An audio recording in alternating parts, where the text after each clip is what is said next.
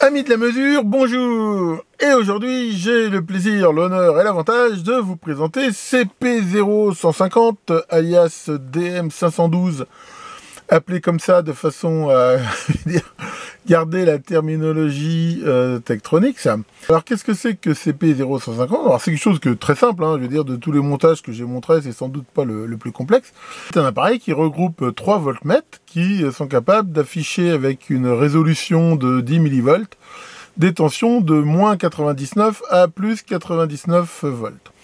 Et l'idée, c'est quoi? L'idée, c'est que ces voltmètres sont complètement indépendants, c'est-à-dire qu'ils sont isolés galvaniquement, avec une tension pouvant aller, que j'ai mesuré jusqu'à au moins 250 volts, ce qui permet de mesurer des tensions de façon complètement flottante. Il n'y a pas de notion de masse, un petit peu comme un multimètre en fait. Ça revient à avoir quelque part 3 multimètres voltmètres. Et alors pourquoi j'ai fait ça? Parce que en fait, il m'arrive assez souvent, des fois, dans des montages, d'avoir comme ça à surveiller des tensions. Et c'est pas forcément pratique d'avoir plein d'appareils. Là, l'idée, c'est d'avoir tout, je veux dire, dans un même appareil. Et comme on va le voir, j'ai fait un cordon en plus qui permet facilement de brancher ça sur une breadboard. Mais alors, j'avais pas la place de mettre des fiches bananes 4 mm, donc j'en ai mis des 2. On peut ici l'utiliser comme ça. Donc voilà pour cet appareil qui, alors comme à mon habitude, j'ai mis dans un tiroir Tektronix TM500, hein, parce que moi je suis pas mal équipé avec ça. Mais comme vous allez le voir, rien ne vous empêche de faire ce montage-là très facilement et de le mettre dans ce que vous voulez, sachant que je vais même vous montrer plusieurs options, en fait, les options pour le faire, je veux dire, facilement, et une avec ce que j'ai fait moi, c'est-à-dire d'avoir calculé une alimentation spécifique. Donc voilà, donc là par exemple, je fais un montage très simple où je montre la tension aux bandes d'un potentiomètre sur lequel je considère que le curseur est une masse virtuelle, et donc je mesure la tension d'un côté du potard et de l'autre ici. Ce qui fait que si je tourne le potentiomètre, voilà, on voit que ça change. Mais c'est là que c'est intéressant, hein, on voit que ça permet aussi quand même d'afficher des tensions négatives. Alors ça, il faut faire attention parce que ces modules qu'on trouve sur les sites chinois, il y en a plein qui ne permettent pas de mesurer les tensions négatives. Il faut bien prendre des modèles qui le permettent.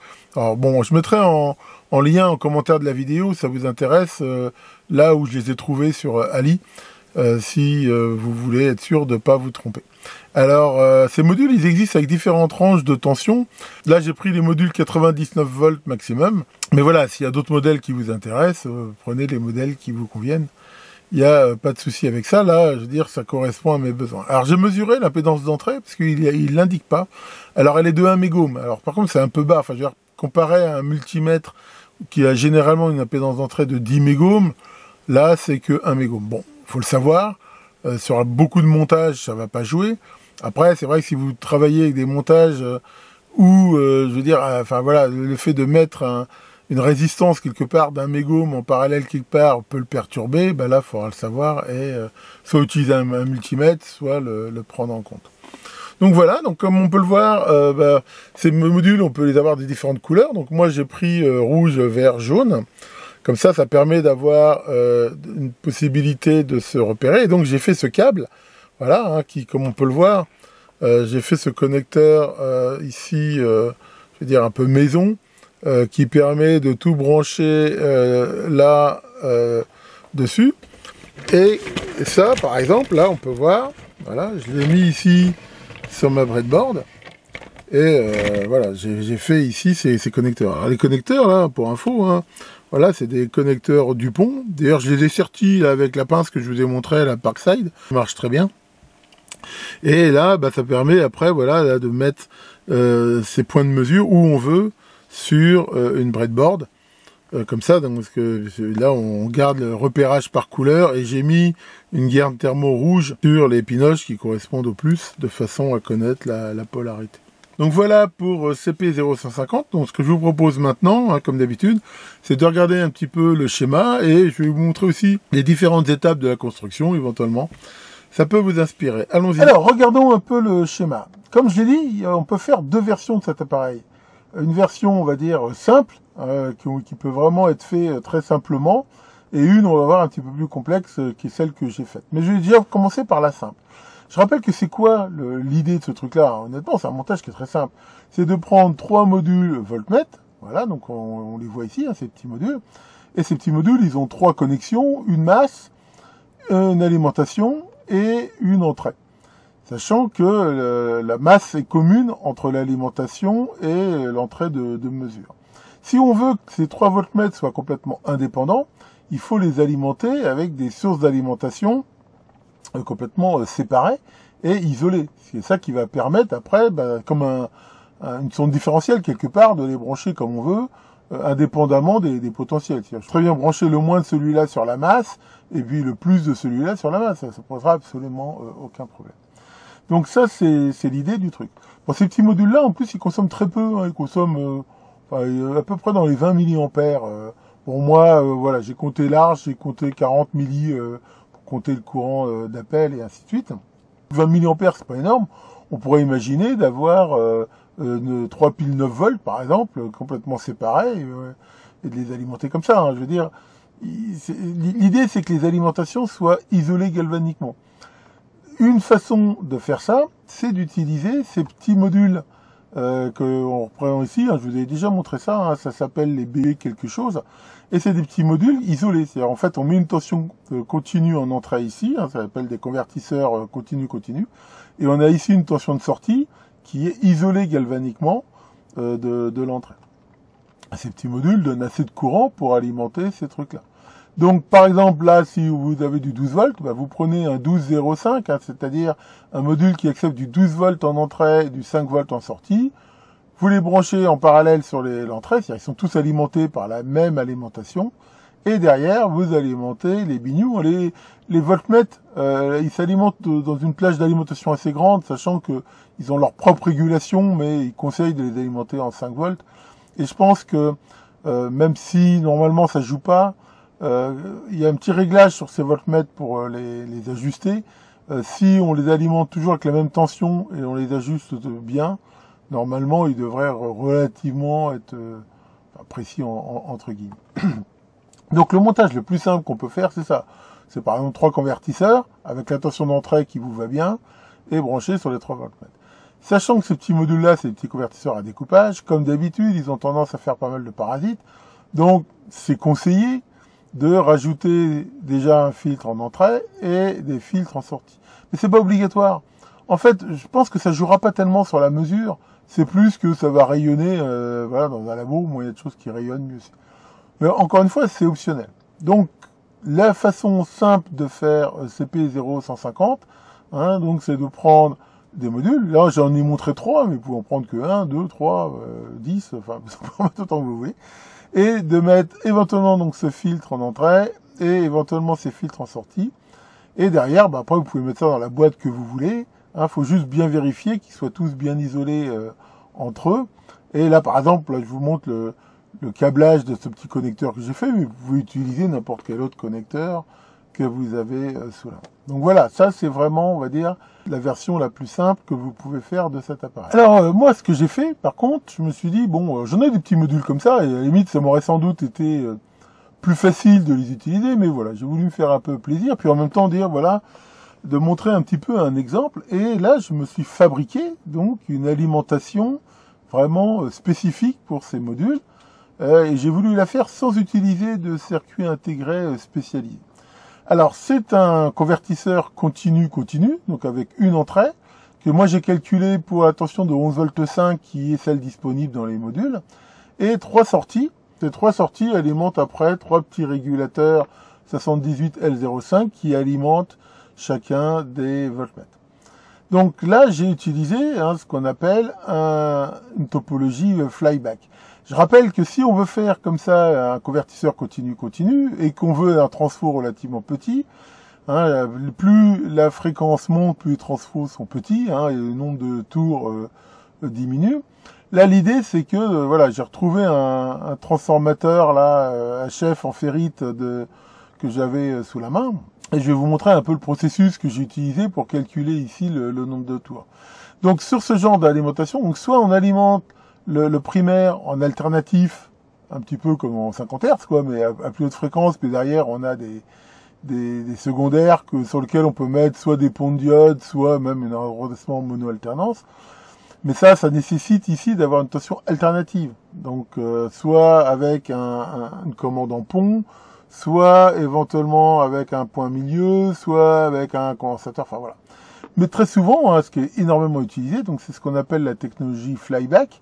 Et flyback, hein, l'idée c'est qu'on alimente pendant un certain temps la bobine du primaire ici, ce qui va générer un flux magnétique et ça va emmagasiner ce flux dans la bobine. Et derrière, quand on coupe, ce flux, voilà, il va se barrer, et en se barrant, comme c'est un phénomène réversible, il va à nouveau, lui, générer des tensions. C'est exactement comme dans un relais, quand on met la fameuse diode roue libre, c'est justement fait pour faire que cette énergie qui doit ressortir, on va dire, de la bobine, se vide dans elle-même.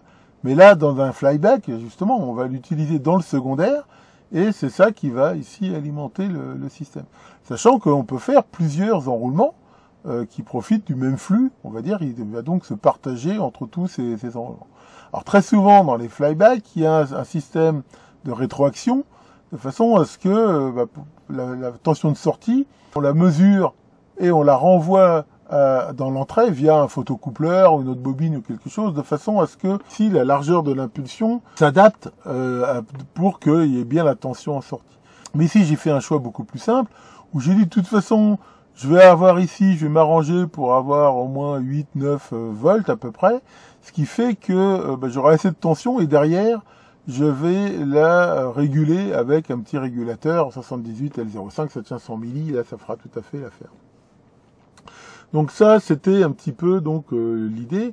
Et bien sûr, comme d'habitude, hein, il faut mettre un bon filtrage en entrée, j'en ai parlé, un bon filtrage ici en sortie. Sachant que ces régulateurs-là, c'est pas des filtres HF, hein.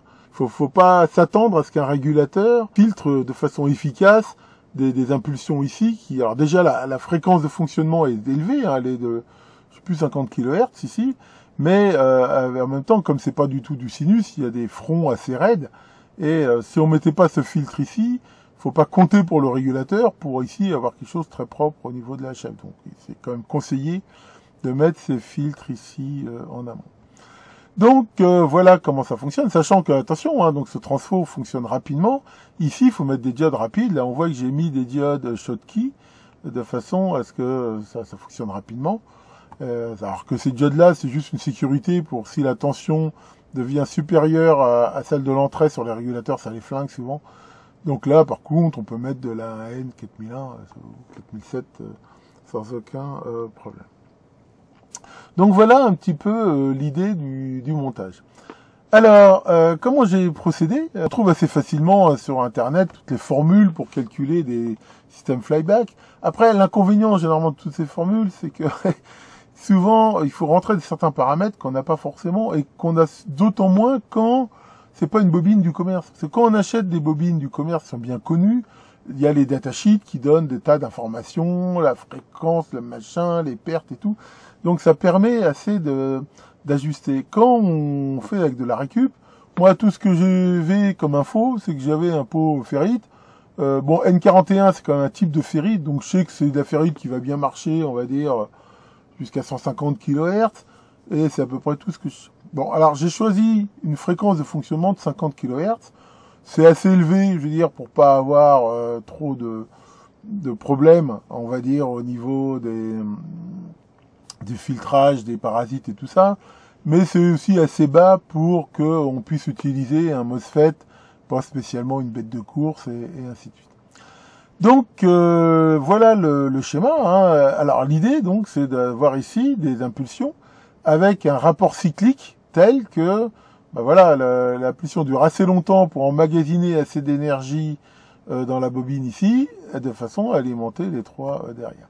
Alors comme je vais vous le montrer, je suis parti quand même sur un calculateur en ligne qui aide bien, je veux dire, pour calculer les différents éléments, le nombre de tours et tout, et après ça donne une base. Maintenant, comme j'ai dit, dans la mesure où là il y a des tas de composants dont j'ai pas réellement les caractéristiques, bon après voilà, j'ai procédé un peu par expérimentation, c'est-à-dire une fois que j'ai fait mon montage, j'ai téléchargé avec des résistances pour le courant que je voulais avoir, et j'ai remplacé ça par un générateur de fonctions, et en réglant, je veux dire, le duty cycle, puis en mesurant, voilà, j'ai regardé à peu près la durée des impulsions pour que ça fonctionne bien. En même temps, ici, c'est assez facile dans la mesure où le courant de charge est relativement constant et change peu.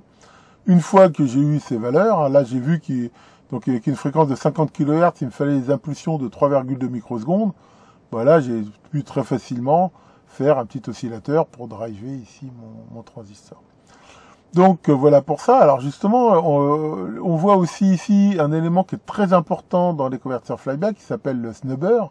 Pourquoi? Parce que c'est pareil, là quand on pilote cette bobine, quand on va couper l'alimentation, il va y avoir aussi une surtension à ce niveau-là. Et si on fait rien, bah déjà la tension ici peut monter de façon assez élevée. Et surtout, ça va généralement faire un pic avec une transitoire très très rapide. Et qui dit transitoire très rapide, dit beaucoup d'harmoniques, donc beaucoup de parasites et tout. Donc généralement, on va mettre ces réseaux snubber ici. Alors c'est pareil, ça, j'ai utilisé un autre calculateur hein, que je vous mettrai en lien, qui permet aussi de les calculer. Mais c'est pareil, les paramètres qu'on met sont pas forcément pertinents. Après, voilà, j'ai un petit peu expérimenté, mais voilà, j'ai trouvé ces valeurs-là qui allaient bien. Et là, pareil, il faut mettre une diode rapide. Donc là, j'ai mis une 5819. Donc voilà pour cette partie-là. Et derrière, bah là, j'ai pris mon MOSFET. Hein. La résistance dans la grille, je rappelle, sert éventuellement à amortir un peu les oscillations. Normalement, enfin, je veux dire, la grille, elle est isolée en continu. Mais je rappelle que en alternatif, dans la mesure où il y a une capacité entre la grille et la source qui est assez importante, bah, il faut la charger si on veut commuter vite. Mais mettre cette résistance ici, ça évite éventuellement des oscillations. Mais si on veut qu'il commute vite, hein, je vous en avais déjà parlé, il faut quand même lui donner du courant. Donc là, j'ai fait un montage très classique. J'ai pris un CD4006 hein, qui contient 6 portes inverseuses trigger et j'en ai mis 5 en parallèle qui permettent justement de donner quand même un courant suffisant pour charger rapidement le transistor de façon à ce qu'il commute vite. Et derrière, la porte restante, j'ai fait ce montage oscillateur, hein, qui est très connu, hein, je vous ai déjà souvent expliqué, sachant que pour pouvoir régler les duty cycle, en fait j'ai mis ici 2 diodes Schottky, et ce qui fait que voilà, la résistance, celle-là sert pour la charge du condensateur, celle-là sert pour la décharge. On peut donc mettre des valeurs différentes, ce qui permet de régler le duty cycle. En fait, en théorie, on peut mettre qu'une seule diode, si on calcule celle-ci pour que ça soit des valeurs en parallèle. Mais bon, ça complique les calculs et les réglages. Je suis pas à une diode près, donc j'ai fait comme ça, ce qui fait que, comme on va le voir dans le montage après, j'avais mis ces résistances sur support, ce qui m'a permis, voilà, d'ajuster à peu près. Sachant ici, la fréquence et même la durée de l'impulsion, c'est quand même pas critique, hein, il y a un petit peu de marge. Voilà, après ici, le filtre en entrée. Bon, j'ai rajouté un fusible. Normalement, ça consomme très peu, hein, ce truc-là, hein, il consomme moins de 100 mA, mais c'est au cas où il y aurait un court-circuit ici, que ça protège ici mon tiroir. Et justement, parlons du rendement. Alors le rendement, il n'est pas mauvais, mais il est quand même plombé par les régulateurs linéaires. Je rappelle qu'un régulateur linéaire, par définition, a un mauvais rendement, vu qu'il transforme en chaleur l'énergie qui est en trop à l'entrée par rapport à la sortie. Donc ça baisse le rendement. Mais sinon, ici, je veux dire, mesurer, c'était pas, c'est plus mauvais, hein, c'était de l'ordre de 60%, je crois, en tout, je mesurais. Ce qui, ma foi, est plutôt bon, avec en plus les régulateurs linéaires. Donc voilà, ce que je vous propose maintenant, justement, c'est de regarder un petit peu ce calculateur. Alors attention quand même, quand on bobine, sur les flyback, il faut vraiment bien respecter l'ordre des bobinages. Alors ces petits points qu'on met ici sur le schéma, ça montre, par exemple, soit la fin, soit le début du bobinage. Mais voilà, ça montre que quand on a bobiné, le sens où on l'a fait, de façon à bien respecter ici le sens. Parce que si on le fait pas, ça va pas vraiment bien marcher, parce qu'on comprend bien que la polarité est importante quand le flux va s'inverser et alimenter les secondaires. Donc voilà pour ça. Regardons maintenant ce petit calculateur en ligne. Donc voilà ce petit calculateur, j'ai trouvé, hein, je mettrai le lien en commentaire de la vidéo, hein, c'est donc un calculateur qui va aider à calculer les différents composants. Donc on commence là à dire la fréquence de fonctionnement qu'on veut avoir. Je rappelle que ces convertisseurs, on peut les faire de différentes façons, mais généralement on dire avec des fréquences variables ou des fréquences fixes. On a toujours tendance généralement à prendre des fréquences fixes, parce que c'est quand même beaucoup plus facile à filtrer. que les fréquences variables. Là, on va mettre la perte éventuellement dans les diodes, dans le transistor. Hein, donc là, ça dépend de votre montage. Qu'on veut éventuellement viser comme rendement. La valeur max de tension. Alors, le point le plus important, justement, qui concerne la bobine, c'est ce coefficient qu'on appelle AL, là, qui, en gros, indique l'inductance en Henry par le nombre de tours au carré. Et ça, c'est quelque chose qu'on n'a pas forcément, je veux dire, enfin, encore une fois, hein, quand vous prenez une bobine du commerce, vous avez le datasheet, c'est indiqué généralement, mais moi, je l'avais pas. Alors, ce que j'ai fait, en fait, je l'ai mesuré, c'est assez facile. Comment j'ai fait? J'ai pris ma bobine, j'ai fait 10 tours de fil autour, et je l'ai mesuré avec moi le CRMET, donc ça m'a donné derrière la valeur de l'inductance, et après voilà, en calculant l'inductance divisé par 100, ici dans mon cas, ça m'a donné ce coefficient, sachant que plus on fait de tours généralement, enfin en restant à peu près correct, plus on aura une valeur assez précise, et il faut essayer dans la mesure du possible de mesurer à une fréquence assez proche de celle qu'on va utiliser. Ensuite, donc là, on a la tension du primaire, et on peut dire le courant et la tension sur plusieurs secondaires. Donc là, par exemple, dans cet exemple, là, il y a 5 volts ici, 300 milli. Alors, bien sûr, moi, par exemple, j'ai rempli en fonction de ce que j'avais.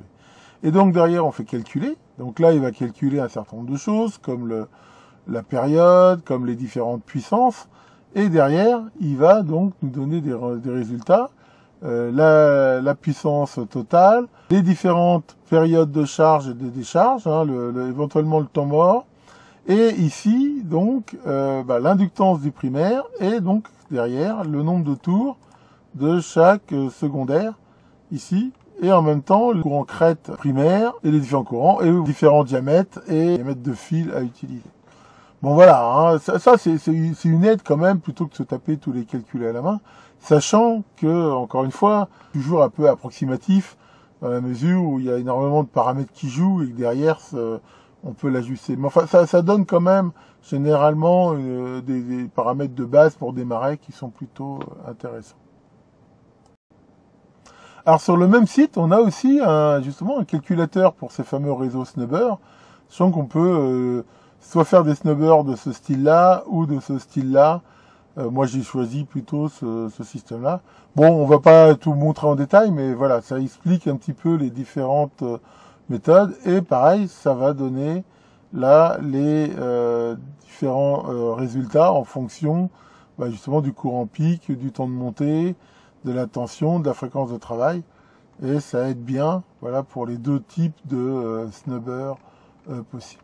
Maintenant, il faut aussi voir quand même quelque chose, c'est que dans le cas ici, les courants en jeu sont quand même très faibles, donc ça facilite, et même le niveau de parasite est relativement bas, dans la mesure où il y a un petit convertisseur de faible puissance, quand on commence à attaquer dans les ampères et tout, généralement, c'est beaucoup plus critique. Alors, pour le calcul du condensateur de filtrage, j'ai un calculateur que j'utilise d'habitude, mais il fonctionne pour les redressements mono-alternance et bi-alternance, mais uniquement pour des signaux sinusoïdaux.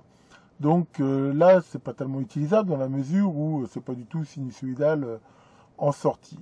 Alors, j'ai pas trouvé donc de calculateur, mais je vous ai trouvé une page qui est assez intéressante et surtout en français, qui explique justement le fonctionnement des flybacks et un peu les formules de calcul.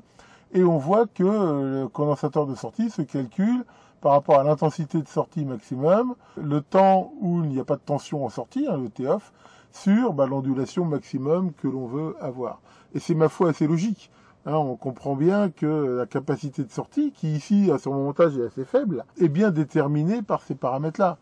En effet, de la mesure où ça marche à une fréquence élevée, 50 kHz, on voit que le condensateur est chargé souvent, donc il n'a pas besoin d'emmagasiner autant d'énergie qu'à 50 Hz, par exemple. Derrière, le courant ici consommé est aussi faible, donc c'est pareil. Dans la mesure où le courant consommé est faible, il n'a pas non plus besoin d'emmagasiner beaucoup d'énergie pour le fournir.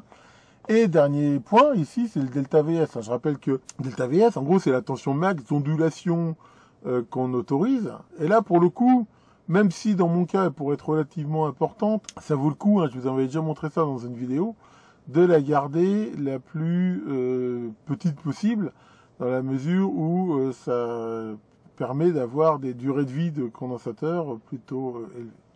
Donc voilà ici les exemples.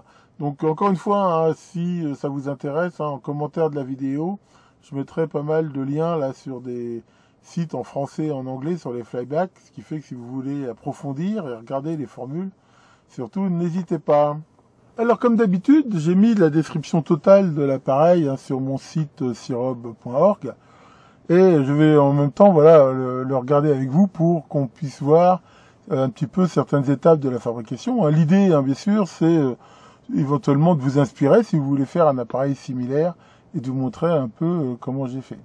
Donc là, voilà, j'ai remis ici la photo de l'appareil. Alors je suis assez content parce que c'est vrai que sur ces tiroirs, si on ne veut pas avoir les vis, là, par exemple, apparentes, ça nécessite très souvent de monter d'abord la face avant sur le tiroir et après certains éléments.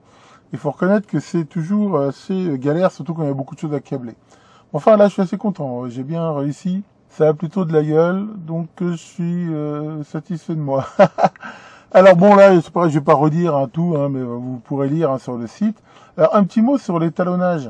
Petit voltmètre, comme c'est souvent le cas, ils ont un petit réglage, qui ressemble souvent à ça, qui permet d'ajuster la justesse.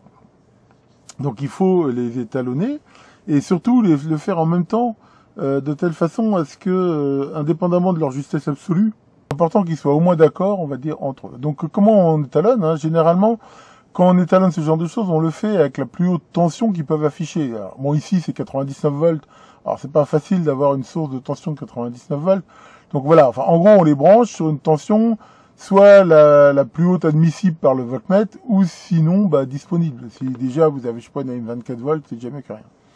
Ensuite, aussi important de les alimenter avec la tension d'alim, si possible, qui sera utilisée à la fin.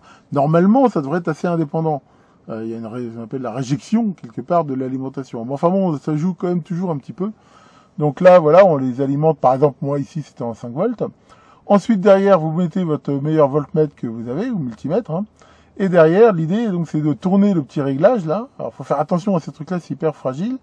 L'idée, c'est de tourner pour avoir la valeur inférieure, et ensuite, on remonte tout doucement, et dès que ça affiche la bonne valeur, on s'arrête. Et on fait ça sur les 3.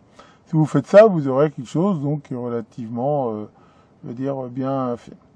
Voilà, pour info, là, je vous remets les liens, là, sur les voltmètres utilisés, les petits convertisseurs. Bon, je reviens pas ici sur les schémas dont on a déjà parlé. Alors, comment je fabrique ça? Donc là, bien sûr, dans mon cas, il y a ce fameux transfo. Et là, en gros, moi, j'ai cherché un peu dans toutes mes réserves et j'ai trouvé ce petit noyau qui, je me suis dit, devrait faire a priori le job. Donc la seule indication que j'avais, là, c'était N41, qui est, un type de ferrite qui pouvait tout à fait ici convenir. Alors bien sûr, vous pouvez récupérer des transfos de la ligne de découpage. Alors bien sûr, comme j'ai déjà dit, il faut les démonter, c'est pas toujours facile. On peut le faire souvent, des fois, en les chauffant. Mais enfin voilà. Alors bien sûr, il faut aussi s'assurer qu'il y aura a priori la place pour mettre les bobinages. Donc là, j'ai récupéré ça. Pour bien sûr connaître le fameux paramètre AL, là, c'est ce que, comme je vous l'ai dit tout à l'heure, j'ai bobiné 10 tours dessus, comme ça, vite fait, avec du fil standard, quoi. Et j'ai mesuré l'inductance, ce qui m'a permis donc de trouver le fameux paramètre AL qui m'a servi dans le calculateur. Ensuite, il a fallu faire donc les 4 bobinages, d'abord le primaire, puis après les secondaires. Donc à chaque fois, j'ai fait le bobinage, et entre chaque, j'ai pris du scotch isolant, là, du 3M 1350, qui tient jusqu'à 7000 volts d'isolation. Donc entre chaque couche, donc j'ai mis un coup de scotch comme ça. Et à la fin, j'ai mis, vous connaissez ma passion pour les autocollants, donc voilà, ça fait un petit air quand même plutôt pro. Ensuite, j'ai quand même vérifié avec mon mégomètre que entre chaque enroulement, ça supportait bien les 250 volts continus requis. Et en effet, il n'y avait pas de souci. En fait, ça commence à avoir des problèmes un peu au-dessus de 500 volts, d'après ce que j'ai pu voir. Enfin bon, moi, je m'étais donné 250 volts d'isolation, entre chaque enroulement, donc je suis dans mes specs, je cherche pas non plus à avoir un truc de la mort. C'est généralement fait pour des montages plutôt basse tension. Ensuite, alors le PCB, comme d'habitude, moi je fais pas de circuit imprimé quand je fais des prototypes, mais là, comme j'avais quand même pas mal de composants en CMS, je l'ai fait comme d'habitude à la fraiseuse. Et en fait, vu que c'est un circuit très simple, donc là j'ai gardé, alors ça c'est on va dire la masse de l'appareil de base, hein, du primaire. Et ici, on voit les 3 circuits identiques. Donc je les ai fraisés en gardant quand même un écartement assez grand de façon à bien sûr assurer l'isolation. Ensuite, là, comme d'hab, j'ai mis tous mes petits éléments CMS avec de la pâte spéciale, la brasure en pâte. Et derrière, voilà, je vous avais déjà montré mon four T962 qui m'a soudé tout ça d'un coup. Donc là, impeccable. Ensuite, j'ai monté sur les secondaires temporairement des résistances de 120 ohms, hein, vu que moi j'ai tout fait pour qu'ils tiennent 40 milli, donc en fait c'est un peu surdimensionné. J'ai soudé là les 3 régulateurs, et donc ici le secondaire était prêt. Ensuite, j'ai mis juste le MOSFET vite fait, comme je l'ai dit, et je l'ai piloté avec mon géné d'impulsion, de façon à mesurer en sortie d'avoir les 5 volts, donc en charge. Et ça m'a permis, voilà, avec mon bel oscilloscope DHO 814, de trouver le rapport cyclique et tout qui allait bien. Derrière, donc, j'ai monté ça vite fait sur de la protoboard. Et comme j'ai dit, voilà, j'ai mis les résistances, là, on voit sur des petites tulipes, là, de support, qui m'a permis, après, de les déterminer expérimentalement pour que ça fasse bien. Alors, j'aurais pu mettre des réglages, mais ici, ça sert à rien, parce qu'il n'y a pas besoin que ça bouge. Donc autant déterminer les bonnes valeurs. Encore une fois, c'est pas à la nanoseconde près. Et là, j'ai trouvé, ça vient de mon beau-père, ça c'est des CD 4040-106, mais alors c'est vraiment de la qualité militaire en boîtier céramique. Enfin, si vous avez des boîtiers normaux, ça le fera. Et là encore aussi, vous pouvez voir que j'ai mis le MOSFET aussi sur support, hein, ce que je fais souvent, comme ça, s'il y a besoin de le changer. C'est tout à fait faisable. Et donc, voilà, comme j'avais pas trop de place, c'est pareil, la self du filtre d'entrée, j'ai pris une self CMS que j'ai montée comme ça. Et donc, à la fin, voilà, on obtient ce montage-là. Ensuite, j'ai monté ça dans le tiroir. Alors, je rappelle que ces tiroirs Tektronix, ils ont normalement, voilà, des fonds de panier, enfin, des PCB spéciaux très grands qui doivent rentrer, là, dans les connecteurs. Alors, bien sûr, ici, très souvent, moi, j'en ai des trucs spéciaux, mais ça coûte assez cher. Ce que je fais, c'est que quand je récupère des vieux tiroirs HS, en fait, je dissoude, je garde ici le connecteur, j'enlève les pistes, et voilà, je rebricole un petit peu, comme j'ai fait ici, puis là, je rajoute un PCB. Alors là, j'ai récupéré cette grande plaque-là, je sais plus d'où ça vient, d'une Ali, mais comme il y avait une sorte de grand plan de masse derrière, je me suis dit que ça ferait tout à fait l'affaire. Et là, j'ai utilisé, hein, je vous ai souvent montré ça dans mes QDN, là, ces petits inserts sont très pratiques. Et j'ai fait un blindage ici avec de la tôle, hein, comme ça, qui vient se visser dessus, qui rajoute, je veux dire, un blindage en plus. Bon, honnêtement, déjà, faut savoir un truc quand même. Comme je l'ai dit, ça fonctionne avec des courants qui sont relativement très faibles, des tensions faibles. Donc déjà, je veux dire, à la base, la génération de parasites est quand même souvent très proportionnelle au courant. Donc là, déjà, ça en fait peu. Mais avec les filtres que j'ai fait et le blindage, honnêtement, c'est vraiment super, hein. J'ai essayé avec mon analyseur de spectre dessus, là, avec des sondes. Bon, honnêtement, c'est tout à fait correct. Donc voilà, alors après, donc la face avant. Donc là, alors, la face avant, je suis parti des faces imprimées. Alors il y en a qui me disent, ouais, pourquoi tu l'as pas bien imprimé avec les découpes? Parce que c'est pas moi qui les ai imprimés. Mon imprimante 3D filament n'est pas assez... elle permet pas de faire des impressions assez grandes pour faire ce genre de face. Donc il y a des internautes qui très gentiment m'en ont imprimé quelques-unes. Et donc je pars de ces faces, on va dire, pleines, et je les usine à la demande. Alors par contre, il faut faire très attention, il faut vraiment usiner à très basse vitesse, hein, avec des fraises qui ont éventuellement des fraises à une dent, mais très doucement, parce que sinon ça va fondre. Et là, vas-y, j'utilise ma fraiseuse avec ma DRO, hein, je vous avais déjà montré, hein, qui permet quand même là de vraiment faire du travail vraiment très très propre. Et voilà donc la face terminée, prête à être montée. Derrière, comme d'habitude, hein, je vous ai aussi montré, hein, j'utilise le logiciel Front Designer pour dessiner les faces avant. Et je les imprime. Bon là j'en ai fait deux. Souvent j'en imprime deux. Je me dis si comme ça il y en a une qui loupe, j'en aurai une autre de rechange. Alors attention, quand on fait des faces avant comme ça, il faut surtout résister à la tentation de faire les découpes, par exemple de l'emplacement des voltmètres et tout. Parce que quand on fait ça, les chances que ça tombe bien, elles sont quasiment minimes. Donc en fait, il faut vraiment faire les choses minimum, puis après on découpe. Donc voilà, hein, une fois que c'est imprimé, découpé, là l'idée c'est que généralement, là dans mon cas, voilà, c'est dès qu'on arrive à positionner au moins un élément, Bah, là, j'ai découpé le premier voltmètre, puis je l'ai mis, ça permet de bien tenir. Et derrière, voilà, on découpe ça. Alors, d'avoir des faces comme ça, c'est du papier photo plastifié. Ça résiste bien aux salissures et tout, c'est nettoyage et ça fait des trucs très très propres. Bon, ce que j'aime pas trop, c'est que c'est blanc. Moi, j'aurais préféré faire autrement, mais généralement, on peut pas tellement imprimer en noir. Un truc que je faisais dans le temps, mais j'ai plus du tout le matériel. Quand on avait, si on a un agrandisseur photo, par exemple, et du papier photo, on peut faire des trucs très propres en noir et blanc, justement en faisant des faces noires avec les inscriptions en blanc. Ça fait des trucs assez propres. Mais bon, faut avoir l'agrandisseur, tous les révélateurs, les machins, donc ça fait belle lurette que j'ai plus ça. Bon, enfin bon, là, ça fait comme chose de propre. Et donc voilà, à la fin, on obtient ça. Alors comme j'ai dit, on voit bien que comme les vis ici, on veut pas qu'elles soient visibles, ben voilà, ça veut dire qu'il faut d'abord monter la face avec les vis et après les éléments. C'est ça qui aide pas trop. En même temps, comme je vous l'ai montré, là, l'idée c'est d'avoir des entrées séparées ou aussi ce petit câble. Donc là, je me suis fabriqué moi-même ce connecteur. Donc là, j'ai pris ce connecteur-là et avec ces petites entretoises là, de millimètres que je vous ai aussi montré dans les QDN, je me suis fait l'adaptateur qui va bien. Ce qui fait qu'en fraisant ici les trous, et voilà, j'arrive bien à monter ça. Donc en fait, j'ai monté ce truc-là, j'ai monté ça, là, qui est la tirette Tektronix, là, qui est toujours très chiante à monter et à démonter. Et derrière, j'ai aussi, comme on le voit ici, pré-câblé les choses, parce que ça sera très difficile d'aller souder les prises une fois qu'elles seront montées.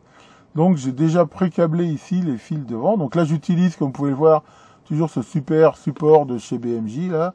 Alors par contre, il faut se méfier, il est censé tenir à la haute température, mais pas tant que ça. On voit ici, j'ai quand même 2 fois chauffé un petit peu, là, ça lui a fait quelques marques. Bon, enfin bon, honnêtement, c'est pas très gênant. Enfin, ouais, je continue, depuis que je l'ai, ce support, j'utilise plus que ça. C'est vrai que c'est bien plus pratique et rapide qu'un étau. Et donc là, j'ai soudé tous mes trucs, voilà. Ensuite, bah voilà, là en cours de montage, hein, on voit que j'ai commencé à mettre un voltmètre pour tenir. Puis là, bah, je commence à visser par derrière, hein, avec, on voit les clés ici, les différentes prises. Et à la fin, bah voilà, une fois que j'ai tout monté, j'ai tout câblé. Alors là, j'aurais pu mettre des tirables, des machins, mais ici, enfin, faut des fois résister à l'idée de faire du câblage propre. Le mieux est souvent l'ennemi du bien.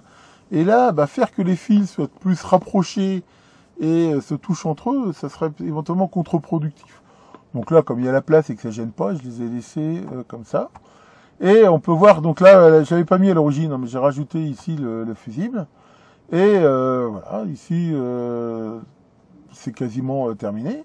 Là, je vous ai montré donc ce qu'on voit derrière. Bah, derrière, on voit bien que je me suis arrangé en grattant le vernis ici, que les plans de masse là soient bien reliés à la masse de l'entrée et du frame là, ici. Et donc, on voit là l'autre côté des inserts. Et à la fin, voilà, c'est terminé. Donc j'ai plus qu'à fixer là mon petit blindage. Et ma foi, ça fait quelque chose de très très propre, hein, rien à dire. Ensuite, bah, c'est pareil, mon câble là, il a fallu que je le monte. Donc ici, j'ai soudé des fils que j'ai mis au bout d'une gaine, ce qu'on appelle en rilsant là. Et arrivé ici, j'ai ressoudé des fils en silicone sur lesquels j'ai monté ici ces pins Dupont, là, mal. Hein. J'ai utilisé la pince de chez Lidl que je vous ai montré dernièrement. Et honnêtement, ça fait très bien le job. Hein. J'ai vraiment eu aucun problème. Et derrière, bah, pour distinguer les polarités, j'ai mis une gaine rouge sur le plus. Ce qui fait que voilà, on a le voltmètre vert, le rouge et le jaune qu'on retrouve comme ça. Voilà donc pour la présentation de CP0150. Bon, la vidéo est un peu longue. Là, je m'aperçois qu'elle fait plus d'une demi-heure. Et bon, comme je sais que souvent quand même on me demande de détailler un petit peu comment j'ai fait et tout, je me suis dit que voilà, j'allais prendre quand même le temps de montrer tout ça. Après, voilà, je vous rappelle qu'on peut lire plus vite ou sauter des parties si vous trouvez que c'est trop long, ou la regarder en plusieurs fois. Enfin donc voilà pour cet appareil, j'espère que ça vous aura intéressé. Alors je sais que le but, hein, c'est toujours pareil, c'est pas que vous fassiez éventuellement exactement le même. Mais voilà, c'est en vous montrant les différentes techniques, les différentes choses, éventuellement de vous inspirer pour faire vos propres réalisations. Tiens, Maurice, ça va Maurice? Tu te viens de t'apercevoir d'un truc incroyable. Ah ouais, c'est quoi? Si on change seulement 3 lettres, on peut changer l'eau en vin. Ouais, bon, en tout cas, toi, tu changes pas, ça s'améliore pas. Que VV, le démon des voltmètres, vous fasse de belles mesures, et à très bientôt pour de nouvelles vidéos.